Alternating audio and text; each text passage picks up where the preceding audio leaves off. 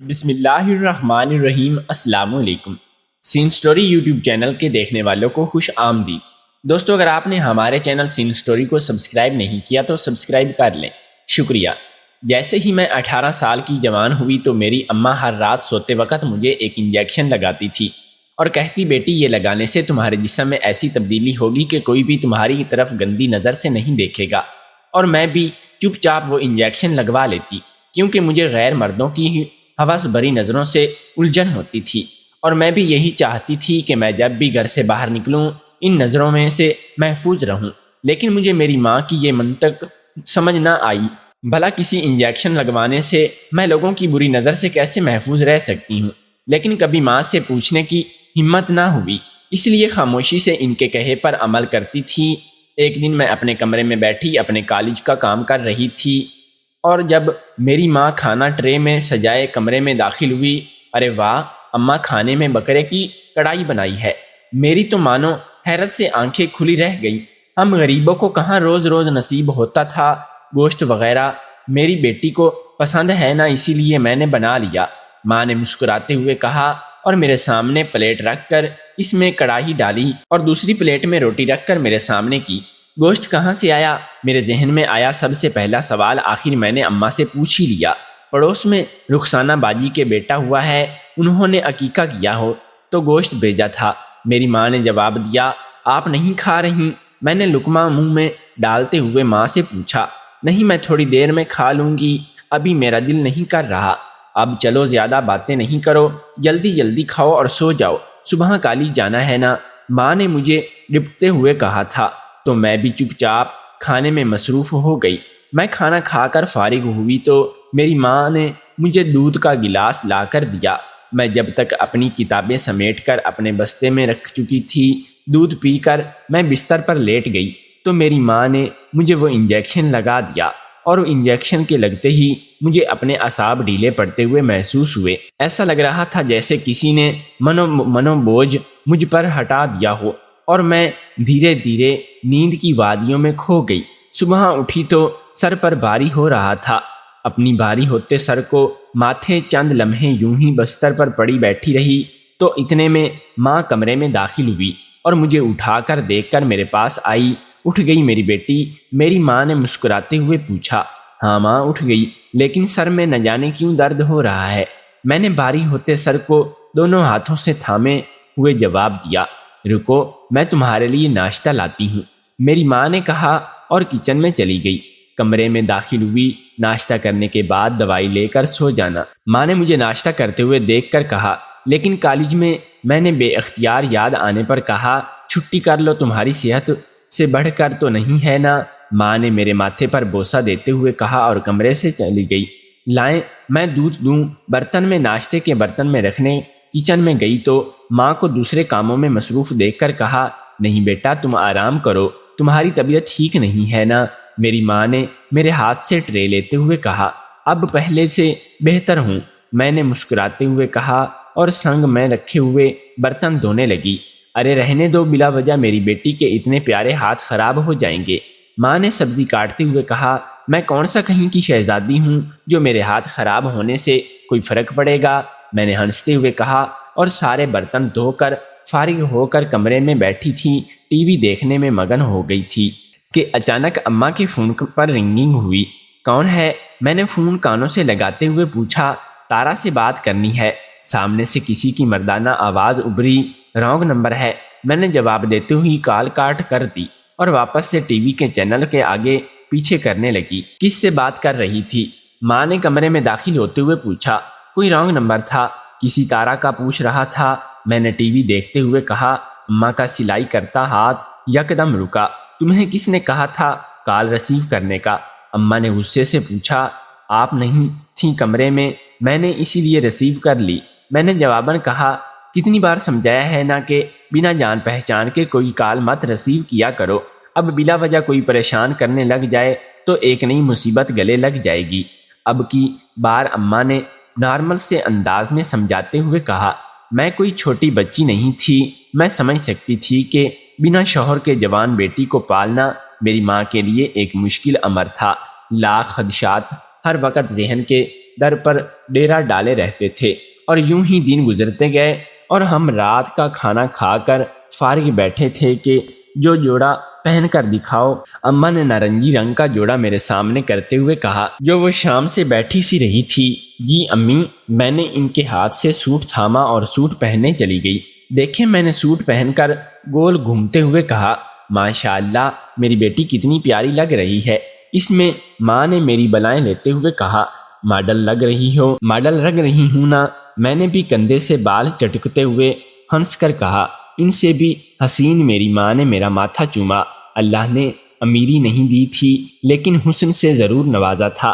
کمرے تک آتے سیاہ حسن، بال، گوری رنگت، نازک سے نین نکوش، یہ اللہ کا خاص کرم تھا مجھ پر کہ اس نے مجھے بہت خوبصورت بنایا تھا۔ میری تمام سہیلیاں مجھ سے جتنی حسین نہ تھیں، بلکہ ہمارے پورے محلے میں کسی کو اتنے حسن سے نہ نوازا گیا تھا جتنا اللہ نے مجھے نوازا تھا۔ میں جب بھی گھر سے باہر نکلتی، میری کوشش ہوتی کہ میں خود کو اچھے سے ڈھانپ کر نکلوں تاکہ ہر بری ہوس سے زندہ سے محفوظ رہوں۔ ماں، میں سوٹ بدل کر آتی ہی خود کو آئینے میں دیکھتے ہوئے میں نے کہا، اور وہیں سوچوں میں کھو گئی۔ یکدم ذہن میں آیا کہ اب تک نیا لباس ہی پہنی ہوئی ہوں۔ ہاں، بدل لینا، پہلے یہ انجیکشن لگوا لو۔ میری ماں نے مجھے بستر پر بیٹھنے کا اشارہ کرتے ہوئے کہا۔ میں بھی ان کے سرہانے جا کر بیٹھ گئی تو انہوں نے میرے بازو سے آستین اوپر کی اور انجیکشن لگا کر کمرے سے چلی گئی۔ اماں کے جانے کے بعد ہی میں نے بھی سوچا کہ اٹھ کر سوٹ بدل لوں، لیکن ہمت ہی نہ ہوئی۔ ایسا محسوس ہوا جیسے پیر بے جان ہو گئے ہوں اور سر بھاری اور ہو رہا تھا۔ غنودگی کی کیفیت طاری ہو رہی تھی۔ میں وہیں بستر پر لیٹ گئی اور دیکھتے ہی دیکھتے نیند کی نے مجھ میں آغوش میں ڈال دیا۔ صبح اٹھی تو پھر سے وہی حالت تھی۔ سر درد سے چکرا رہا تھا، پیروں میں سے جیسے کسی نے جان قبض کر لی ہو۔ بمشکل اٹھتے ہوئے میں نے نہانے گئی تو نہا کر جلدی کالج کی تیاری ہو رہی تھی کہ اچانک میری نظر میرے گلے پر پڑی اور اس پر لال خراشوں کے نشانات تھے۔ میں تو حیران رہ گئی کہ یہ نشان کیسے تھے۔ پھر یاد آیا رات وہی نیا سوٹ پہنے سو گئی تھی، اس پر اماں نے شیشے کا کام کیا ہوا تھا۔ نیند میں اس کی وجہ سے ہی نشانات اور خراشیں آ گئی ہوں گی۔ جلدی ناشتہ کیا اور کالج کے لیے روانہ ہو گئی۔ واپس آئی تو آتی تھکی ہوئی تھی کہ بنا دوپہر کا کھانا کھائے کپڑے تبدیل کیے اور واپس سو گئی۔ شام میں آنکھ کھلی تو اماں چائے کا کپ اور بسکٹ لے آئی۔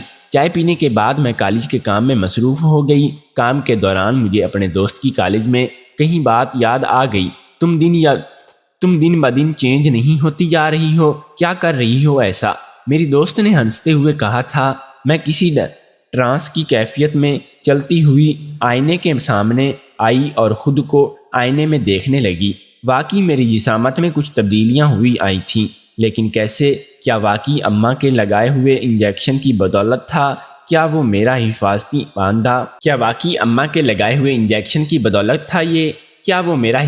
باندھا تھا یا پھر ماجرا کوئی اور تھا؟ میں بس انہی سوچوں میں گم تھی کہ اماں نے آواز دی۔ میں تمام سوچوں کو جھٹکتے ہوئے جلدی سے اماں کے پاس کچن میں پہنچی۔ یہ راشن جگہ پر رکھ دو، میں تھک گئی ہوں بہت صبح سے کام کر کے۔ اماں نے صوفے پر بیٹھتے سامنے رکھی شاپر کی طرف اشارہ کرتے ہوئے کہا، جن میں سودا سلف کا سامان تھا۔ میں نے سارا راشن جگہ پر رکھا اور انڈوں کی تھیلی اٹھائے فریج کا دروازہ کھولا اور انڈے فریج میں رکھ دیے کہ غلطی سے میرا ہاتھ ٹکرایا اور فریج میں رکھی انجیکشن کی بوتل فرش پر گر کر ٹوٹ گئی۔ اماں کچھ ٹوٹنے کی آواز سن کر بھاگی کچن میں داخل ہوئی اور زمین پر انجیکشن کے ٹکڑے بکھرے دیکھ کر غصے میں آ گئی اور میرے منہ پر تھپڑ رسید کر دیا۔ میں حیرت سے منہ کھولے اپنی ماں کو تکتی رہی۔ اس سے پہلے کہ ایسا کبھی نہیں ہوا تھا کہ اماں نے مجھے کسی بات پر مارا ہو۔ میں روتی ہوئی اپنے کمرے کی طرف بھاگی اور کمرے کا دروازہ بند کر لیا اور تکیے میں منہ چھپائے روتی رہی۔ رات ہوئی تو اماں نے دروازہ کھٹکھٹانا شروع کیا۔ بالآخر تنگ آ کر میں نے دروازہ کھولا تو اماں ہاتھ میں کھانے کی ٹرے لیے کمرے میں داخل ہوئی۔ مجھے نہیں کھانا، لے جائیں آپ، میں نے ناراضگی سے کہا۔ صحیح ہے، میری بیٹی نے نہیں کھائے گی تو میں بھی نہیں کھاؤں گی، اماں نے ٹرے کو سنگار میز پر رکھتے ہوئے کہا۔ میں جانتی تھی اماں نے بھی صبح سے کچھ نہیں کھایا ہوگا، اسی لیے ناراضگی ختم کرتے ہوئے ٹرے اٹھائی پر اماں کے سامنے رکھی اور ساتھ ہی خود بھی بیٹھ گئی۔ میں نے جان بوجھ کر نہیں مارا، بس اس وقت غصہ آ گیا تھا۔ لیکن کوئی ایسے ناراض ہوتا ہے کیا؟ اپنی اماں سے اماں نے نوالا منہ میں ڈالتے ہوئے کہا۔ میں بہت روئی۔ آپ نے ایک انجیکشن کے لیے مجھ پر ہاتھ اٹھایا۔ میں نے روحانسی ہوتے ہوئے کہا تھا، میری جان وہ انجیکشن بھی تو تمہارے لیے لاتی ہوں نا، تاکہ تم ہر چیز سے محفوظ رہو، اور تمہیں پتہ ہے نا کہ انجیکشن کتنا مہنگا ہوتا ہے۔ وہ تو شکر ہے ایک اضافی رکھا ہوا تھا، ورنہ میں آج تمہیں کیا لگاتی۔ اماں نے مجھے سمجھاتے ہوئے کہا تو میں بھی خاموشی سے کھانا کھانے لگی۔ کھانے کے بعد ہمیشہ کی طرح اماں نے انجیکشن لگایا اور میں نیند کی وادیوں میں کھو گئی۔ صبح آنکھ کھلی تو ہمیشہ کی طرح وہی کیفیت طاری تھی۔ سر درد سے بٹا جا رہا تھا، پیروں میں سے اٹھنے کی سکت نہ تھی، جیسے کسی نے پیروں سے جان نکال لی ہو۔ بازو، کندھے، ہاتھ، پیر اور کمر، جسم کا ہر ایک حصہ دکھ رہا تھا۔ اماں، میں نے بستر پر لیٹے لیٹے اماں کو آوازیں لگائیں تو وہ کچن سے باغی کمرے میں داخل ہوئی۔ کیا ہوا ہے بیٹا؟ اماں نے پریشانی کے عالم میں پوچھا۔ اماں، میرے جسم میں بہت درد ہے، میں نے درد سے کراہتے ہوئے کہا۔ تمہیں تو بہت تیز بخار ہو رہا ہے، اماں نے میرا ماتھا چھوتے ہوئے فکر مندی سے کہا۔ جلدی سے میرے لیے ناشتہ بنا کر لائی اور اپنے ہاتھ سے ناشتہ کروا کر دوائی دی۔ میں دوائی لیے بستر پر لیٹی ہوئی تھی کہ اماں نے میرے سامنے میرے ماتھے پر ٹھنڈے پانی کی پٹیاں کرنی شروع کر دی تھیں، لیکن بخار تھا کہ اترنے کا نام ہی نہیں لے رہا تھا۔ اماں نے چادر اوڑھی اور میڈیکل سٹور سے دوائی لے لی اور مجھے دوائی دی۔ میں دوائی کھاتے ہی سو گئی اور شام کو اٹھی تو بخار کافی حد تک کم ہو چکا تھا۔ اماں نے اپنے ہاتھ سے مجھے کھانا کھلایا۔ آج اماں نے مجھے انجیکشن نہیں لگایا تھا اور خود چلی گئی۔ میں بھی پہلے ہی بخار کی وجہ سے اور پھر دوائی کے اثر سے فوراً سو گئی۔ صبح تک میں بھی خاصی کمی آ چکی تھی، لیکن جسم میں درد اب بھی تھا۔ منہ ہاتھ دھو کر ناشتے کے لیے کمرے سے باہر جانے لگی تو بے اختیار میرے قدم آئینے کے سامنے سے گزرتے ہوئے رکے۔ میں دھیرے دھیرے قدم اٹھاتی ہوئی آئینے کے پاس پہنچی اور آئینے میں اپنا عکس دیکھنے لگی۔ گردن پر دوبارہ سے ویسے ہی کئی نشان تھے جیسے کچھ روز پہلے تھے، لیکن اب یہ نشان تازہ تھے، جیسے آج کل کی ہی چوٹ میں ہوں۔ میں نے دھیرے سے ان نشانوں کو چھوا تھا۔ یہ کیسے آ گئے؟ میں نے خود سے ہی سوال کیا اور پھر نظر ہاتھ پر پڑی تو ہاتھ پر بھی کچھ نشانات تھے۔ میری سمجھ سے بالاتر تھا کہ نشان کیسے آئے اور کب آئے کہ مجھے علم ہی نہ ہوا۔ پھر گھڑی میں ٹائم دیکھا تو معلوم ہوا کہ ان سوچوں میں کالج کے لیے لیٹ ہو چکی تھی۔ جلدی سے بستہ اٹھائے میں کالج کے لیے بھاگی۔ گھر آئی تو تھکی ہوئی سو گئی اور اٹھ کر کالج کا کام مکمل کیا۔ اماں کچن میں تھی۔ کالج کے کام کا فارغ ہو کر میں بھی اماں کے پاس کچن میں چلی گئی۔ آج پھر گوشت میں نے ہانڈی میں جھانکتے ہوئے دیکھ کر حیرت سے پوچھا۔ ہاں، میری بیٹی کو پسند ہے نا؟ اماں نے ہانڈی میں چمچ چلاتے ہوئے جواب دیا تھا۔ کہاں سے آیا ہے؟ میں نے پوچھا تو اماں کا چمچہ ہلتا ہوا رک گیا۔ سلائی کے لیے اچھے خاصے جوڑے آئے تھے اور مل گئے تھے، بس ان کی ہی پیسے ملے تھے تو سوچا کہ آج گوشت بنا لوں۔ میری بیٹی کو پسند ہے جو۔ انہوں نے مجھے دیکھا اور پھر نظریں ادھر ادھر کرتے ہوئے جواب دیا۔ نہ جانے کیوں میرا دل مطمئن نہ ہوا۔ خیر، پھر ہم نے کھانا کھایا اور پھر کھانے کے بعد اماں مجھے لگانے کے لیے انجیکشن لینے کچن میں چلی گئی تھی کہ اچانک سے اماں کے چلانے کی آواز آئی۔ میں پریشانی سے بھاگتی ہوئی آئی، کچن میں داخل ہوئی۔ اماں کا پاؤں پھسل گیا تھا اور وہ گر گئی تھیں، اور ساتھ ہی ان کے ہاتھ میں موجود انجیکشن بھی میں نے اماں کو سہارا دیتے ہوئے اٹھایا، لیکن ان سے اٹھا نہیں جا رہا تھا۔ ان کے پیروں میں موچ آ گئی تھی، جس میں اماں کو سہارا دیتے ہوئے کمرے تک لائی اور انہیں بستر پر لٹایا اور ان کے پیر میں سوجن ہونے لگی تھی۔ میں نے جلدی سے دوائی لگا کر پٹی باندھی اور درد کی گولی دے کر انہیں سلایا اور کمرے میں آ گئی۔ عجیب سی کیفیت ہو رہی تھی، اتنا دل گھبرا رہا تھا اور اوپر سے یہ نیند آج آنکھوں سے کوسوں دور تھی۔ سونے کے لیے آنکھیں بند کر کے لیٹی تو یکدم گردن پر موجود نشانات کے بارے میں یاد آیا۔ پھر سے دماغ میں ڈھیروں سوال ابھرنے لگے تھے۔ میرے ہاتھ اور گردن پر وہ نشان کیسے آتے؟ بہت دیر اس کے بارے میں سوچتی رہی، لیکن کچھ سمجھ نہ آیا۔ آخر پریشان آ کر ان تمام خیالوں کو جھٹکا اور سونے کی کوشش کرنے لگی۔ صبح اٹھی تو آج نہ سردی ہوئی تھی، میرے ہاتھ اور گردن پر وہ نشان کیسے آئے؟ بہت دیر اس بارے میں سوچتی رہی لیکن کچھ سمجھ نہ آیا۔ آخر پریشان آ کر ان تمام خیالوں کو جھٹکا اور سونے کی کوشش کرنے لگی۔ صبح اٹھی تو آج نہ سر بھاری ہوا تھا اور نہ ہی جسم میں درد تھا۔ مجھے کافی حیرت ہوئی اور پھر مجھے یاد آیا کہ میں کل بنا انجیکشن لگوائے سوئی تھی، شاید اسی لیے ہی مجھے رات کو بھی دیر سے نیند آئی تھی اور اس انجیکشن کی وجہ سے ہی میرے جسم میں درد رہ رہا تھا۔ میں نے فیصلہ کیا کہ اماں کو ان نشانات کے بارے میں بھی بتاؤں گی اور یہ بھی کہ شاید وہ میڈیکل والا اماں کو غلط انجیکشن دے رہا تھا، جس کے مضر نقصانات کی وجہ سے ہی شاید میری طبیعت خراب رہنے لگی تھی۔ اور پھر میں کالج کی چھٹی لے کر گھر میں کاموں میں مصروف ہو گئی، اماں کا اور اپنا بھی ناشتہ بنایا، گھر میں صفائی کی، برتن دھوئے، سب کاموں سے فارغ ہوئی تو محلے کی چند عورتیں اماں کی طبیعت کا معلوم کرنے آ گئیں۔ اور کیونکہ اماں روز دوپہر میں سبزی محلے میں آئے ہوئے سبزی والے سے بھائی صاحب سے لیتی تھی تو محلے کی باقی عورتیں بھی ان سے ہی لیتی تھیں، اسی لیے اماں کی روز سب سے ملاقات ہو جاتی تھی۔ آج اماں کو سبزی لینے نہ آتا دیکھ کر ان کی طبیعت پوچھنے گھر آ گئی۔ میں نے مہمانوں کے لیے چائے بنائی اور اماں سب سے باتوں میں مشغول ہوئی گئی تھی اور میں کچن میں کھڑی چائے کی برتن دھو رہی تھی کہ اچانک سے میرے پیٹ میں شدید درد اٹھا اور قے ہونے لگی۔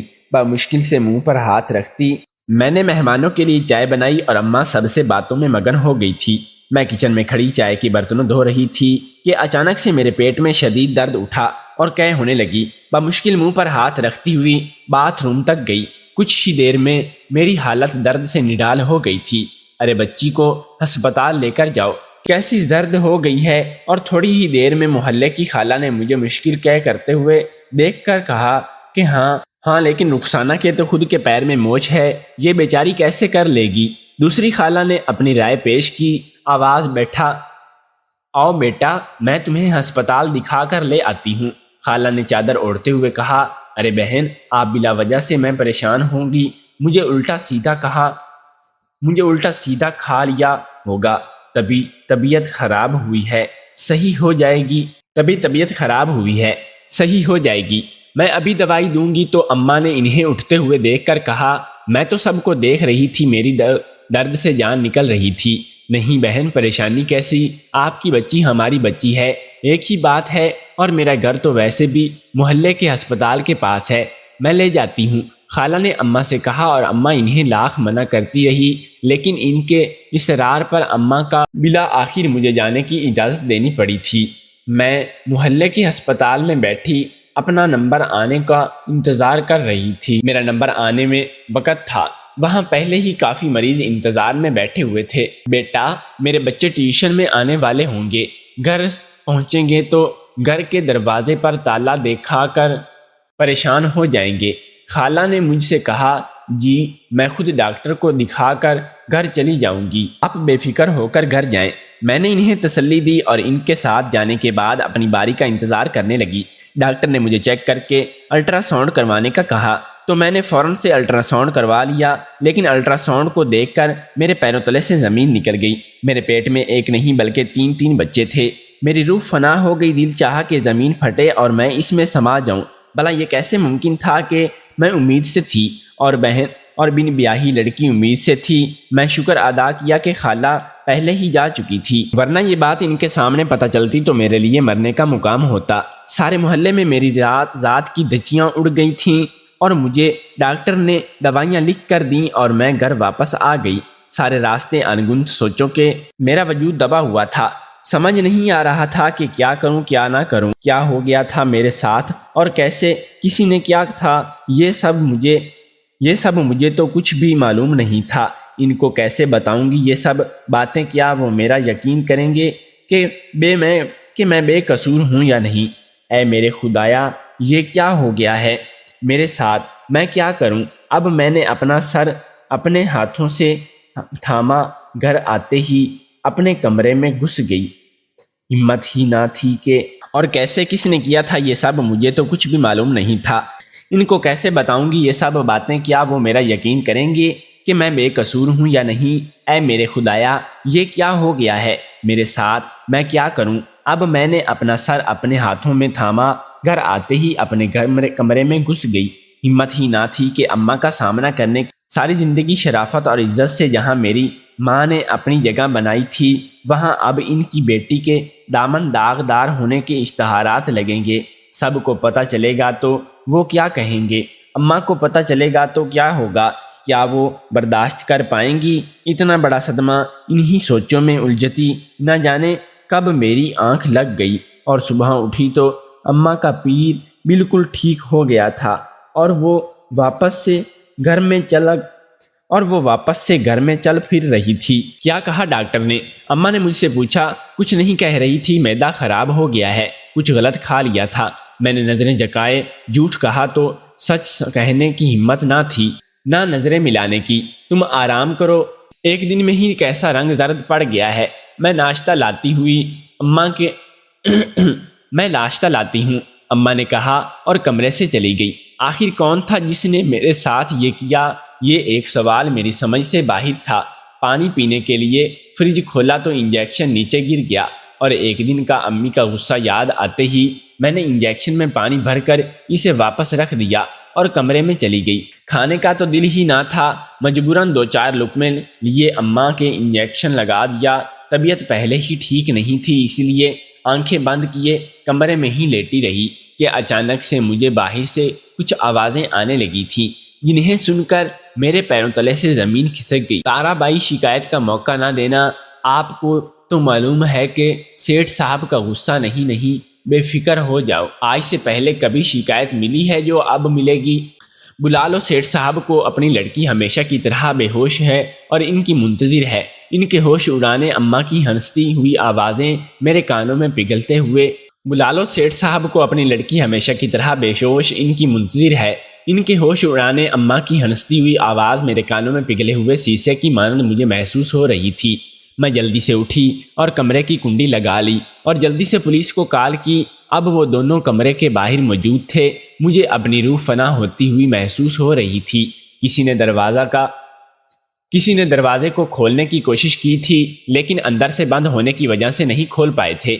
میں دل ہی دل میں آیت الکرسی کا ورد کیے جا رہی تھی۔ اماں دروازہ پیٹتے ہوئے مجھے پکار رہی تھی۔ میرا دل خوف کے مارے زور سے دھڑک رہا تھا، مانو جیسے پھسلیاں توڑے باہر آ رہا ہو۔ کسی نے تیز دھکا مارا اور دروازے کی کنڈی ٹوٹ کر دروازہ کھل گیا۔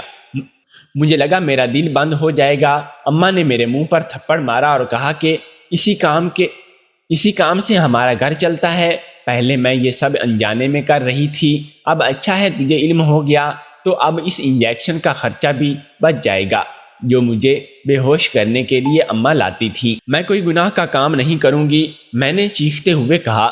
کیسے نہیں کرے گی؟ اماں نے میرے بال اپنی مٹھی میں دبوچے ہوئے غصے سے کہا اور ایک کے بعد ایک 3-4 تھپڑ میرے منہ پر رسید کیے اور مجھے بیڈ پر دھکا دے کر اپنے ساتھ کھڑے آدمی کو اشارہ کیا، اور جیسے ہی جانے لگی وہاں پولیس پہنچ گئی، جس نے میری اماں اور اس آدمی کو اریسٹ کر لیا۔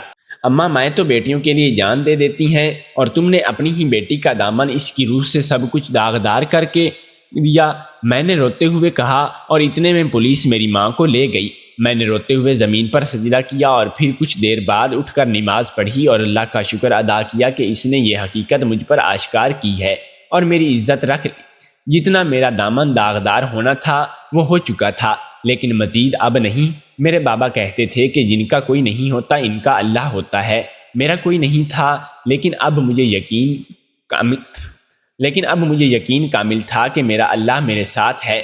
ابھی اس حادثے کو چند دن ہی گزرے تھے کہ میرے کالج میں غیر حاضری پر میری جماعت کا ایک لڑکا جو مجھے پہلی بار دوستی کی آفر کر چکا تھا، میری خیریت دریافت کرنے گھر آ پہنچا اور بار بار شادی کی پیشکش کرنے لگا، جس پر تنگ آ کر میں نے اپنی ذات کے تمام سیاہ بنے اس کے سامنے کھول کر رکھ دیے تھے، جس پر اس نے مجھ سے وعدہ کیا تھا کہ وہ مجھ سے نہ صرف شادی کرے گا، میری اولاد کو اپنا نام دے گا۔ اور اب ہماری شادی کو 4 سال گزر چکے ہیں۔ میرے لیے میرا ماضی ایک بھیانک خواب کے سوا اور کچھ نہیں ہے۔ میرے شوہر بہت اچھے ہیں اور اللہ نے مجھے 3 بیٹے اور 1 بیٹی دی ہے، لیکن میرے شوہر نے کبھی بھی سب بچوں میں فرق نہ کیا اور دنیا کے سامنے میرے ان بچوں کو باپ کا نام دیا، جن کے باپ کا نام میں خود نہیں جانتی تھی۔ میری ماں اب جیل میں پاگل ہو چکی تھی۔ میرا اس بات پر یقین اور گہرا ہو گیا تھا کہ جن کا کوئی نہیں ہوتا ان کا اللہ ہوتا ہے،